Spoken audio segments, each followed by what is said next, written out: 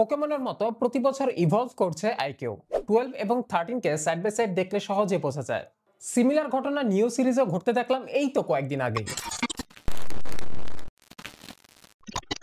আসসালামু আলাইকুম, আমি আকিব রাজ আছি আপনাদের সাথে আজকে আইকিউ 13 কে নিয়ে, এবং বোনাস হিসেবে আমাদের সাথে আজকে কিন্তু আইকিউ 12 উপস্থিত আছে। এবং জিএনজি কে অসংখ্য ধন্যবাদ এই রিভিউ ইউনিটগুলো দিয়ে সহায়তা করার জন্য। আইকিউ ব্র্যান্ডটা পাশের দেশে রীতিমতো ট্রেন্ড হয়ে গেছে, কিন্তু আমাদের দেশে এটাকে বলা যেতে পারে যে একটা ইমার্জিং ব্র্যান্ড।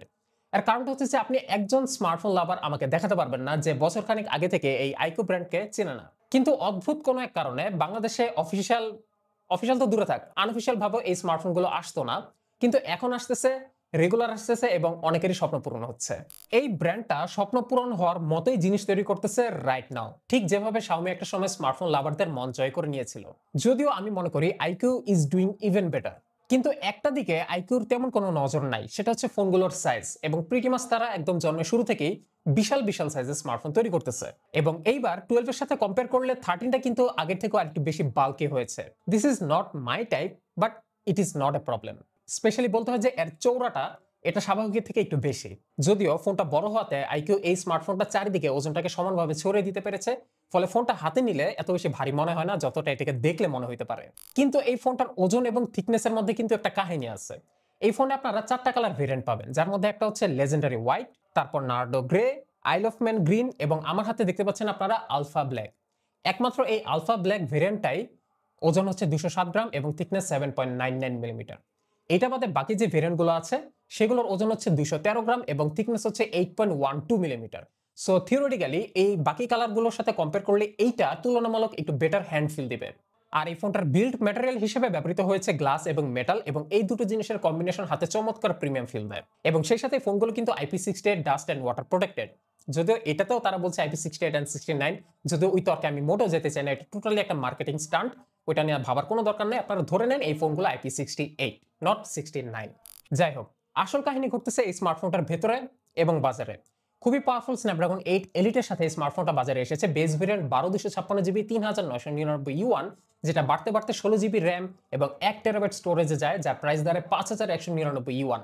যার বাংলাদেশি টাকা কনভার্টটা করলে কি হয় সেটা আশা করি স্ক্রিনে দেখতে পাচ্ছেন। আর এই সুযোগে চলেন আমরা স্মার্টফোনটার স্পেসিফিকেশনটা এক ঝলক দেখে নেই। কিন্তু সবকিছুকে ছাড়িয়ে এই ফোনটার স্পেশাল ফিচার হয়ে দাঁড়িয়েছে যে এর গেমিং ক্যাপাবিলিটি। এই বছরের বেস্ট ফ্ল্যাগশিপ প্রসেসর স্ন্যাপড্রাগন 8 এলিটের সাথে আছে তাদের নিজস্ব প্রযুক্তিতে তৈরি ভিভো Q2 eSports চিপ, যা অনেকটাই এনভিডিয়া DLSS, ইন্টেল XeSS অথবা AMD FSR এর মতো ফ্রেম জেনারেশন এবং রেজোলিউশন স্কেলিং করে থাকে। এটা খুবই চমৎকার একটা ফিচার, চমৎকার একটা বিষয়। কিন্তু দুঃখের বিষয়টা হচ্ছে যে এই যে ফিচার্সগুলো এগুলো কিন্তু কিছু নির্দিষ্ট গেমস সাপোর্ট করে। তারা বলছে 100-এরও অধিক গেমস কিন্তু এই ফিচারগুলো এখন সাপোর্ট করছে, এবং এই সবগুলো গেমস কিন্তু এই যে চাইনিজ অ্যাপ স্টোরে যে গেমসগুলো পাওয়া যায় সেগুলো, নট গুগল প্লে স্টোরে আমরা যে গেমসগুলো পাই। সুতরাং গ্লোবাল ভেরিয়েন্টে এই ফিচার্সগুলো ঠিক কিভাবে ইউজারকে সাপোর্ট করবে বলতে পারছি না। এর 4D গেম ভাইব্রেশন মোডটাও কিন্তু খুব চমৎকার। এটাতে পাবজি খেলে আমার কাছে মনে হচ্ছে না যেন লিটারালি আমি আইফোনে পাবজি খেলতেছি। গেম খেলার সময় এর গেম কম্পানিয়নে পারফরমেন্স বুস্ট বা গেম রিলেটেড যে ফিচারগুলো আছে এগুলোর একটা ইজি অ্যাক্সেস পাবেন। সাউন্ড লোকালাইজেশন ট্রেনিং সেন্টার ফিচারটা আমার চমৎকার লাগছে। এই জিনিসটা আপনাকে গেমস খেলার সময় এনিমির ফুটস্টেপ এবং গান শটস, এই সাউন্ডসগুলো কোত্থেকে আসতেছে এই জিনিসটা বোঝার জন্য আপনাকে ট্রেন করবে, যেটা আপনাকে প্রো গেমার হইতে বাধ্য করবে। অ্যান্ড লাস্টলি আইকিউ গেমপ্যাড 2 এর সাপোর্ট আছে, স্পেশালি যারা একটু ডেডিকেটেড গেমার তাদের জন্য তো এটা একটা মাস্ট হ্যাভ অপশন। আর গেমিং এর কথা নাই বা বললাম, না থাক বলি, zero lag, zero stutter, no overheating while gaming, excellent power efficiency আমাকে দিয়েছে লম্বা একটা ব্যাটারি ব্যাকআপ, সাথে ফোনের ভেতরে তো বিশাল বড় ব্যাটারি আছেই, আর কি লাগে। কারেক্ট স্ট্রিটের মতো গেমস এই ফোন একেবারে নাকানি চোবানি খাওয়া ছেড়ে দিছে। আর পাবজিরে তো এই ফোন কোনো গোনাই ধরে না, 120 FPS এ non stop without any frame drop easily খেলতে পারছি। যদিও ব্যক্তিগতভাবে আমার কাছে HDR গ্রাফিক্সে 60 FPS এর পারফরমেন্সটা বেশি ভালো লাগে, ওই সেটিংসে খেলে আমি আর একটু বেশি মজা পেয়েছি। সো এই ফোনটা একটা গেমিং বিস্ট, নো ডাউট। এই যা বেঞ্চমার্কের রেজাল্টস গুলো তো দেখা হইলো না, চলেন দেখি। তো ফোনটা ওপেন করা মাত্রই অরিজিনওএস এর এই আপডেটটা পেয়েছিলাম, এবং এই আপডেটেই মূলত ফোনটা ইউজ করা হয়েছে, যেখানে বেশ কিছু অপটিমাইজেশনের কথা উল্লেখ করা আছে। তো অ্যান্ড্রয়েডে এই ফোনটা স্কোর করেছে 26 লক্ষ প্লাস, প্রায় 27 লক্ষ। Which is a average score, কিন্তু Geekbench-এর সিঙ্গেল কোর এবং মাল্টি কোরের স্কোরটা কিন্তু খুবই হাই এবং কম্পেয়ার টু লাস্ট জেনারেশন এটা কিন্তু একটা সিগনিফিক্যান্ট ইমপ্রুভমেন্ট আমরা দেখতে পাচ্ছি Antutu এবং Geekbench দুই ক্ষেত্রেই। Geekbench-এর বেলায় আসলে ইমপ্রুভমেন্টটা অনেক বড়। এরপর এই ফোনের যে ইন্টারনাল RAM ROM স্পিডটা আছে এটাও খুবই চমৎকার এবং কম্পেয়ার টু লাস্ট জেনারেশন আসলে এখানে তেমন কোনো ডিফারেন্স নাই। যদিও RAM এর স্পিডের মধ্যে একটা ডিফারেন্স দেখতে পাচ্ছেন, যেটা আসলে আহামরি কোনো বড় ডিফারেন্স না। ফ্ল্যাগশিপ ফোন হিসেবে চমৎকার একটা স্পিড। একটা কাজ আইকিউ খুবই ভালো করেছে, সেটা হচ্ছে এই ফোনটাতে পিপিএস প্রোটোকল সাপোর্ট দিয়েছে। ফলে এটার ফোনের বক্সের ভেতরে যে 100 ওয়াটের চার্জারটা আছে সেটা যদি কোনো কারণে হারায় যায় বা নষ্ট হয়ে যায় তাহলে টেনশনের কোনো কারণ নাই। কারণ এই পিপিএস প্রোটোকলটা কিন্তু থার্ড পার্টি বেশিরভাগ চার্জারই সাপোর্ট থাকে, just like PD and QC. So আপনারা কিন্তু যে কোনো থার্ড পার্টি চার্জার যেটা 100 ওয়াট আউটপুট দিতে পারবে, পিপিএস প্রোটোকল সাপোর্ট থাকবে, সেটাতে এই ফোনটাতে কিন্তু ফুল স্পিডের চার্জার যে ফ্যাসিলিটি এটা ইউটিলাইজ করতে পারবেন, যেটা আইকিউ নিজেই বলে দিয়েছে। যেটা আমরা সাধারণত দেখি অন্যান্য ব্র্যান্ডরা যেটা করে যে প্রোটোকলের মধ্যে একটা জাতাগলে ফালায় দেয়, ফলে যেটা হয় যে থার্ড পার্টি চার্জার আমরা ইউজ করতে পারি না। সেদিক বিবেচনায় আইকিউ এই স্মার্টফোনটার ক্ষেত্রে একটা ভিন্ন অ্যাপ্রোচ নিয়েছে এবং এটার জন্য আমি অবশ্যই তাদেরকে সাধুবাদ জানাই। তো ভিডিওর এই পর্যায়ে হয়তো এসে আপনি ভাবতেছেন যে এই ফোনটার পেছনে ক্যামেরা হাউসিং এত সুন্দর একটা লাইট দেওয়া, এটা নিয়ে আমি কোনো কথা বলতেছি না কেন? ব্যক্তিগতভাবে এটা নিয়ে আমি মোটেও ইন্টারেস্টেড না।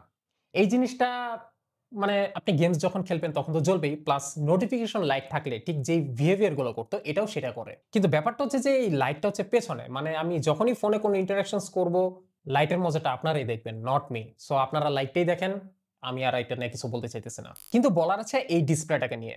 শুধু গেমিং না, একটা কমপ্লিট ফ্ল্যাগশিপের কথা চিন্তা করে এর দিকে তাকালে এটা একটা যথেষ্ট ভালো ডিসপ্লে। কারণ আপনি পাচ্ছেন 144 hertz refresh rate, 2K resolution, 510 PPI, 1800 nits এর পিক ব্রাইটনেস এবং ডিসপ্লে প্যানেলটি আইকিউ ও বিওই মিলে তৈরি করেছে চোখের প্রোটেকশন, কালার একুরেসি এবং গেমিং এর কথা মাথায় রেখে।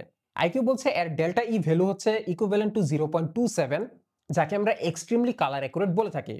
এবং এই ডিসপ্লেকে সামনাসামনি দেখলে খারাপ লাগার কোনো সুযোগই নেই। সাথে এলটিপিও টেকনোলজি থাকায় এই ডিসপ্লেটা অতিরিক্ত পাওয়ার কনজাম করবে না, ফলে আপনি ব্যাটারির দিক থেকে একটা ভালো এফিসিয়েন্সিও পাচ্ছেন। তারপর ডিসপ্লের নিচে আছে আল্ট্রাসনিক ফিঙ্গারপ্রিন্ট সেন্সর, যা প্রচন্ড ফাস্ট এবং অ্যাকুরেট। আর এই অ্যামেজিং ডিসপ্লে এক্সপেরিয়েন্সের সাথে আছে চমৎকার একটা স্টেরিও স্পিকার, এটা যথেষ্ট লাউড এবং সাউন্ডের ডিটেলস আমি বলবো মোটামুটি ভালোই। তবে গেমিং এর সময় এটা খুব সুন্দর সারাউন্ডিং সাউন্ড ক্রিয়েট করতে পারে, যেটা আমার কাছে একটু বেশি ভালো লাগছে। আর আরেকটা সুন্দর অ্যাসপেক্ট হচ্ছে যে এর ক্যামেরা সিস্টেমটা, যদি আমি একটু ডিসঅ্যাপয়েন্টেড যে তারা এইবার এই পেরিস্কোপ টেলিফোটোকে সাথে করে আনে নাই। যাই হোক, আপনারা পেছনে কিন্তু 3টা 50 মেগাপিক্সেলের সেন্সর পাবেন, মেইন ক্যামেরা, 2x টেলিফোটো এবং আল্ট্রা ওয়াইড অ্যাঙ্গেল ক্যামেরা, এবং সামনে 32 মেগাপিক্সেলের সেলফি ক্যামেরা। আবার মেইন ক্যামেরা এবং টেলিফোটো ক্যামেরাতে কিন্তু 2x লসলেস জুম আছে, মানে ডিজিটাল যে জুমটা হয়। আর জুম ক্যামেরাটা কিন্তু 2x অপটিক্যাল জুম দিচ্ছে। তো আসেন দেখি এবার ক্যামেরাতে এই ফোনটার কি অবস্থা এবং কম্পেয়ার টু আইকিউ 12 কতটুকু ইমপ্রুভ হলো।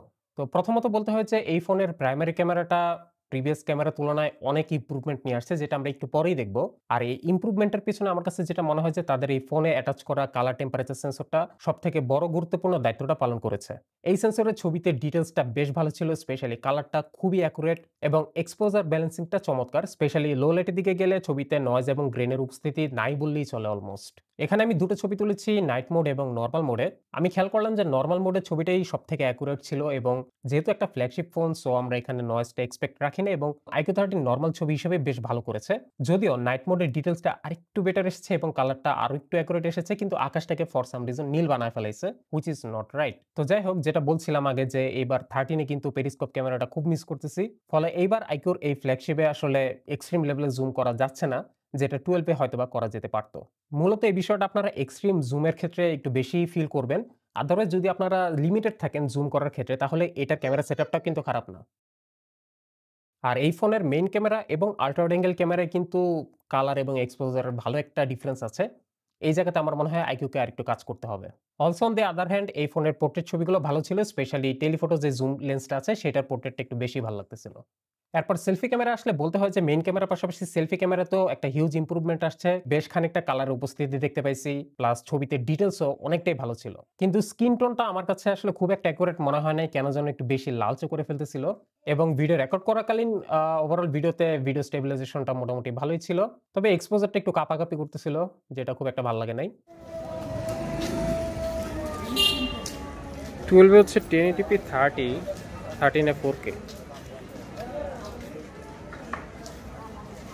আর এবার যদি ক্যামেরাটাকে আইকিউ 12 এর সাথে সরাসরি কম্পেয়ার করি, ইউ ক্যান সি আইকিউ 13 এ কিন্তু মাচ বেটার কালার এবং মাচ বেটার ডাইনামিক রেঞ্জ দেখা যাচ্ছে।